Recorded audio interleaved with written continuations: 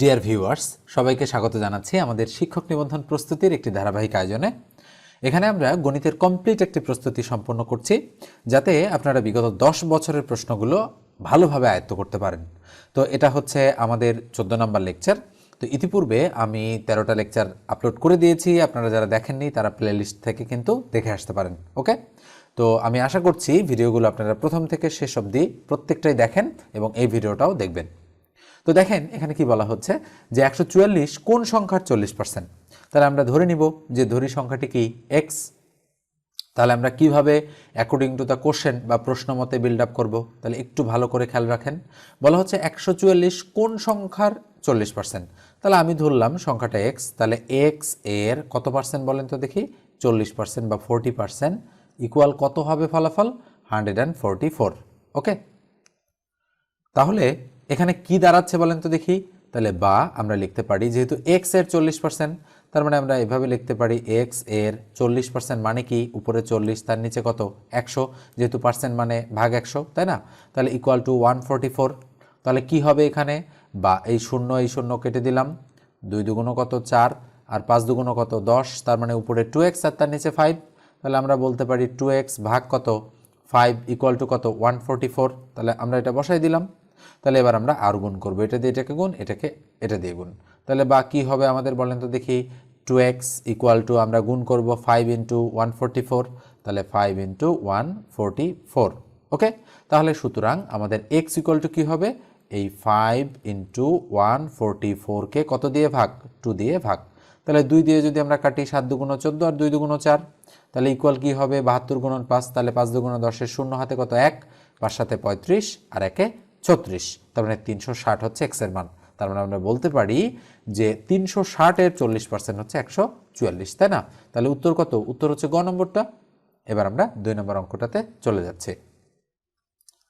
2 নম্বর অঙ্কটা খেয়াল করেন, কি বলা হচ্ছে যে একটি গাড়ির চাকা প্রতি মিনিটে 12 বার ঘোরে। চাকাটি 5 সেকেন্ডে কত ডিগ্রি ঘোরে বা কত ডিগ্রি ঘুরবে? 360 ডিগ্রি, 300 ডিগ্রি, 180 ডিগ্রি নাকি 30 ডিগ্রি? তো খেয়াল করেন গাড়ির চাকা কীরকম হয়? একটা গাড়ির চাকা কিন্তু হয় এই রকম রাউন্ড। ওকে, এটা একটা গাড়ির চাকা। তো এই চাক্কাটা আপনাদের কিভাবে ঘোরে? ধরলাম এটা একটা গাড়ির চাকা, এরকম একটা গাড়ির চাকা রয়েছে। এই চাকাটা যদি একবার ঘোরে তাহলে এক সার্কেল কমপ্লিট করে। বলেন তো দেখি, এক সার্কেল মানে কত ডিগ্রি? 360 ডিগ্রি। এই চাকাটা যদি 2 বার ঘোরে তাহলে 360 গুণন 2, তাহলে 720 ডিগ্রি। তাহলে এইভাবে ডিগ্রি উৎপন্ন হচ্ছে। এই চাকাটা যদি অর্ধেকবার ঘোরে তাহলে 360-এর অর্ধেক কত হয়? 180, তাহলে 180 ডিগ্রি কোণ উৎপন্ন হয়। তার মানে এবার আমরা একটু ধারণা পেলাম এই চাকা সম্পর্কে। তাহলে বলা হচ্ছে একটি গাড়ির চাকা প্রতি মিনিটে 12 বার ঘোরে। আচ্ছা, প্রতি মিনিট মানে কি? তার মানে আমরা বলতে পারি 1 মিনিটে 12 বার ঘোরে বা 60 সেকেন্ডে 12 বার ঘোরে। তাহলে আমরা বলতে পারি 60 সেকেন্ডে ঘোরে কতবার বলেন তো দেখি? ইকুয়াল আমাদের 12 বার। তাহলে আমরা 1 সেকেন্ডে বের করতে পারি 1 সেকেন্ডে কয়বার ঘুরবে। তার মানে উপরে 12, তার নিচে কি 60, যেহেতু 1 সেকেন্ডে কম ঘুরে তাই ভাগ হচ্ছে। এবার বলছে চাকাটি 5 সেকেন্ডে কত ডিগ্রি ঘুরবে। তার মানে এবার 5 সেকেন্ডে কত ডিগ্রি ঘুরবে? তাহলে খেয়াল করেন কত বার ঘুরবে। তাহলে 12 গুণন 5 ভাগ কত? 60। তাহলে আমরা যদি কাটাকাটি করি তাহলে 5 12 60, 5 আর 5 আর 5 কাটা, তাহলে থাকলো 1। তার মানে কয়বার ঘোরে? একবার। তার মানে আমরা দেখতে পাচ্ছি যে 5 সেকেন্ডে চাকাটা একবার ঘোরে। তাহলে একটা চাকা একবার ঘোরা মানে কত ডিগ্রি কোণ উৎপন্ন হবে? 360 ডিগ্রি। একটু আগেই আমি আপনাদের বলেছি। তার মানে একটা চাকা একবার ঘুরলে 360 ডিগ্রি কোণ উৎপন্ন হয়। তার মানে সঠিক উত্তর হচ্ছে ক। ওকে, এবার আমরা 3 নম্বর অঙ্কটাতে চলে যাচ্ছি। 3 নম্বর অঙ্কটা দেখেন, বলা হচ্ছে কি দুটি ক্রমিক সংখ্যার বর্গের অন্তর 144 হলে বড় সংখ্যাটি কত? তো এই ধরনের অঙ্ক আমরা সুপার শর্টকাট মেথড প্রয়োগ করতে পারি। তো আগে শর্টকাট মেথড করে দিচ্ছি এবং এরপরে আমি কিন্তু ডিটেলস মেথডও আপনাদেরকে এই অঙ্কটা বুঝাই দিব। ঠিক আছে, ডিটেলস মেথডেও। তাহলে বলছে দুটি ক্রমিক সংখ্যার বর্গের অন্তর 199 হলে বড় সংখ্যাটা কত? আমরা যদি সুপার শর্টকাটে বড় সংখ্যাটা বের করতে যাই তাহলে আমরা করতে পারি কি বর্গের অন্তরের সাথে 1 যোগ করে 2 দিয়ে ভাগ করব। তাহলে বর্গের অন্তর যোগ 1 ভাগ কত? 2। বলেন তো দেখি 99 আর 1 তার মানে 200 হচ্ছে। তাহলে 200কে যদি আমি 2 দিয়ে ভাগ করি তাহলে কত হয় কাটাকাটি করলে? 100। তার মানে সঠিক উত্তর কত? 100। আর যদি ছোট সংখ্যাটা বের করতে চাইতাম তাহলে 1 বিয়োগ করে 2 দিয়ে ভাগ করতাম, এটা হতো ছোট সংখ্যাটা। তাহলে যেহেতু আমি ডিটেলস মেথডে অঙ্কটা করে দিতে চেয়েছি তাই আমি এবার ডিটেলস মেথডে করে দিচ্ছি। তো দেখেন দুইটি ক্রমিক সংখ্যা বলা হচ্ছে তাহলে আমরা লিখব যে ধরি ক্রমিক সংখ্যা যেহেতু, তার মানে প্রথম ক্রমিক সংখ্যাটা হবে আমাদের এক্স, তাহলে দ্বিতীয় ক্রমিক সংখ্যাটা কত হবে এক্স প্লাস ওয়ান। কেন বলো তো বলেন তো এক্স প্লাস ওয়ান, তার কারণ কি? তার কারণ হচ্ছে কিন্তু ক্রমিক যেহেতু সংখ্যাগুলো, তার মানে একটার পর একটা, এই জন্য এটা এক্স প্লাস ওয়ান। ওকে, তো এরপরে আমাদের কি বলেছে বর্গের অন্তর, তার মানে আমরা এবার প্রশ্ন মতে বলতে পারি তাহলে বর্গের অন্তর কি, তার মানে বড় সংখ্যাটা এটা, তাহলে বড় সংখ্যাটার বর্গ, ছোট সংখ্যাটা এক্স, তাহলে এক্স এর বর্গ, এই দুটার অন্তর কত ইকুয়াল টু 199। দেখেন according to the question build up হয়ে গেল, তার মানে প্রশ্ন মতে আমরা করে ফেললাম। তাহলে এখানে এ প্লাস বি হোল স্কোয়ারের সূত্র, তাহলে এ স্কোয়ার প্লাস 2 ইন্টু এ ইন্টু বি, তাহলে এ বলতে এক্স, বি বলতে 1, প্লাস বি স্কোয়ার মানে প্লাস বি স্কোয়ার মানে তো 1 এর উপর স্কোয়ার, তাই না? তাহলে আমরা 1 এর উপর স্কোয়ার দিয়ে দিচ্ছি, তাহলে মাইনাস এক্স স্কোয়ার আছে, মাইনাস এক্স স্কোয়ার দিয়ে দিলাম, তাহলে ইকুয়াল টু 199। বলেন তো এক্স স্কোয়ার কাটা যায় কিনা? অবশ্যই যায়। তাহলে বাকি থাকে 2 একে 2, তার মানে 2x প্লাস 1 এর উপর স্কোয়ার মানে 1 ইকুয়াল টু 199। তাহলে বলেন তো দেখি, বা 2x ইকুয়াল টু 199 থেকে 1 বাদ দিলে কত থাকে 198। তাহলে সুতরাং x ইকুয়াল টু আমরা 198কে 2 দিয়ে যদি ভাগ করি তাহলে কত পাই 99। তাহলে x এর মান পেলাম আমরা 99। আচ্ছা বলেন তো দেখি, তাহলে x কি? x হচ্ছে আমাদের 99, তাহলে x প্লাস 1 কত? x প্লাস 1 হচ্ছে 100। আচ্ছা বলেন তো দেখি এই দুটো সংখ্যার মধ্যে বড় সংখ্যা কোনটা 100, তাহলে বড় সংখ্যাটা হচ্ছে 100। আর যদি বলতো ছোট সংখ্যাটা কত, তাহলে উত্তর কত হতো 99। ঠিক আছে, এইভাবে আপনাদের ডিটেলস মেথডে কিন্তু অঙ্কটা করতে হবে।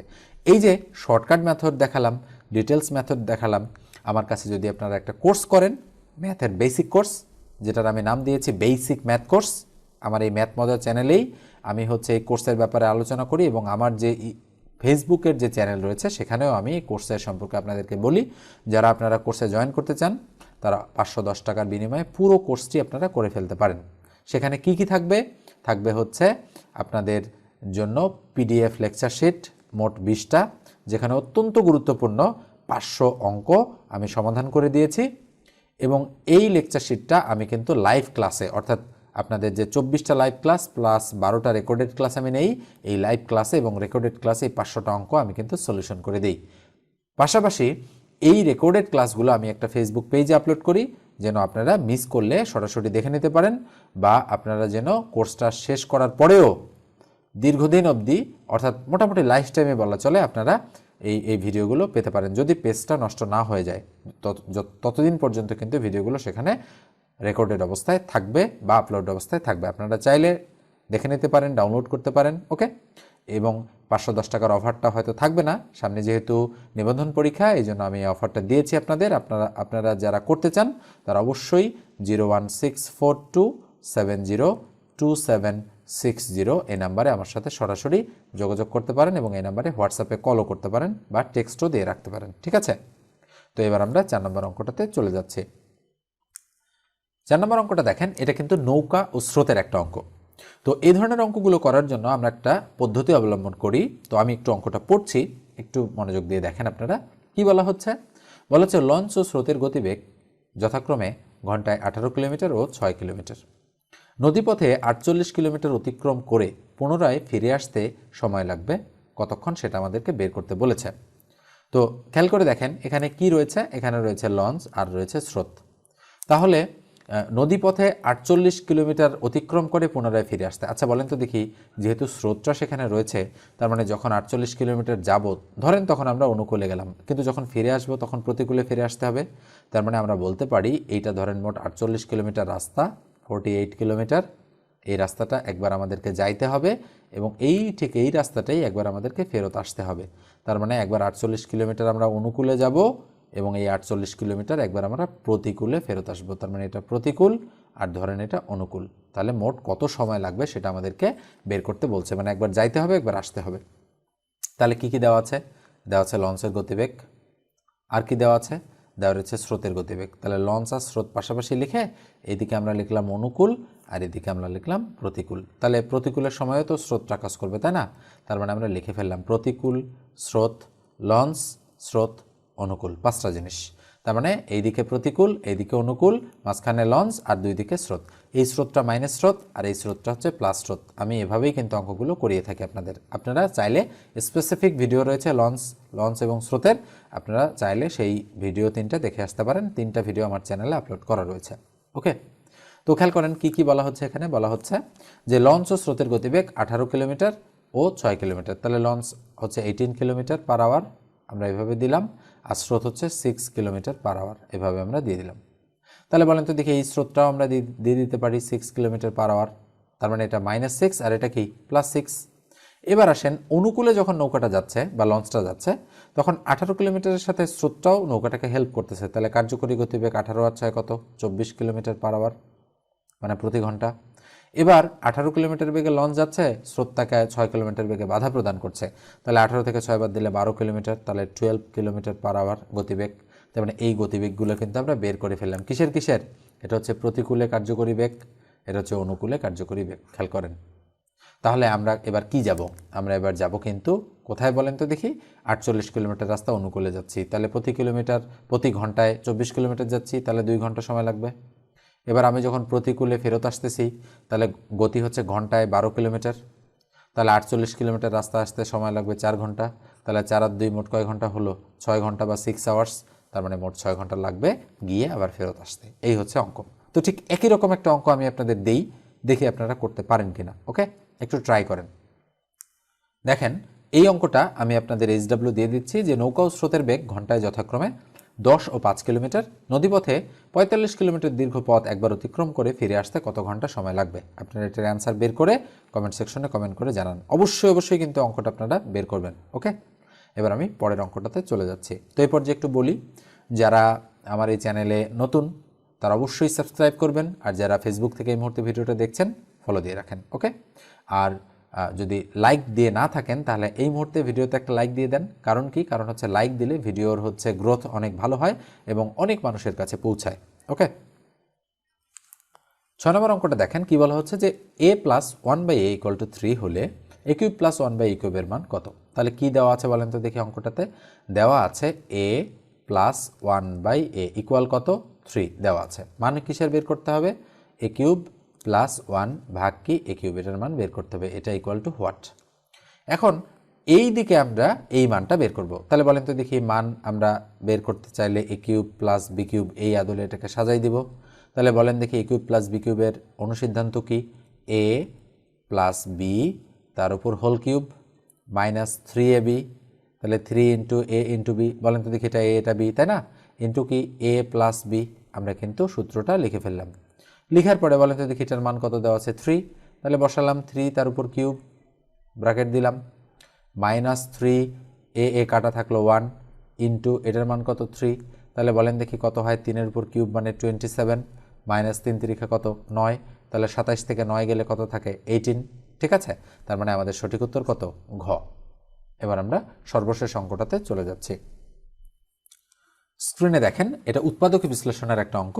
প্রত্যেকটা ভিডিওতে আমি কিন্তু এক্সট্রা একটা আপনাদের অঙ্ক করাই দিই, সেই এক্সট্রা অঙ্কটা হচ্ছে এটা।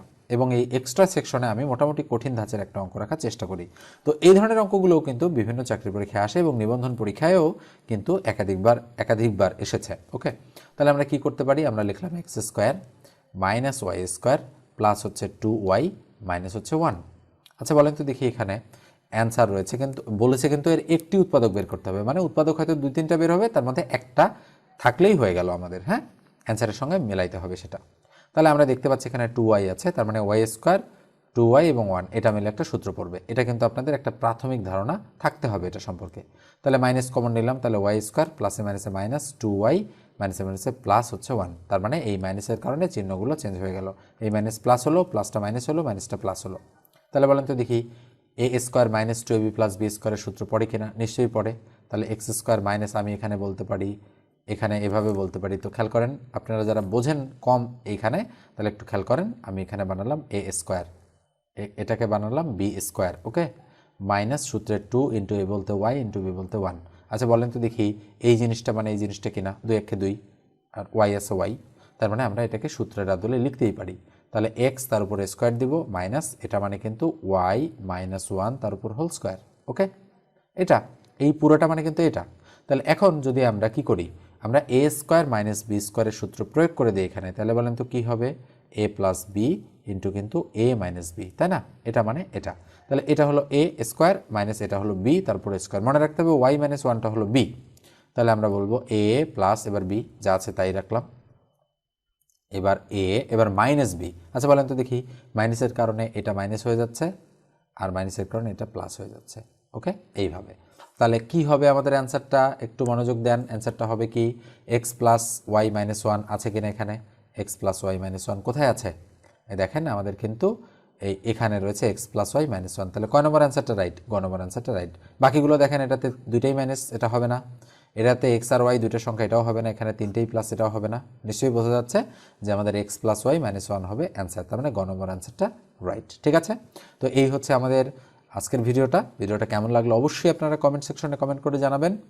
ওকে, আপনারা না জানালে কিন্তু আমরা বুঝতে পারি না যে ভিডিওগুলো কেমন হচ্ছে বা কোথাও আমাদের ইমপ্রুভ করার প্রয়োজন রয়েছে কিনা, বা আপনাদের চাওয়া কি, আপনাদের চাওয়ার সাথে পাওয়ার মিল হচ্ছে কিনা। ওকে, তো অবশ্যই কমেন্ট করে জানাবেন, আর সাবস্ক্রাইব না করে থাকলে সাবস্ক্রাইব করে দেবেন, আর ফেসবুক থেকে দেখে থাকলে অবশ্যই ফলো দিয়ে রাখেন। ধন্যবাদ সবাইকে, ভালো থাকবেন, সুস্থ থাকবেন।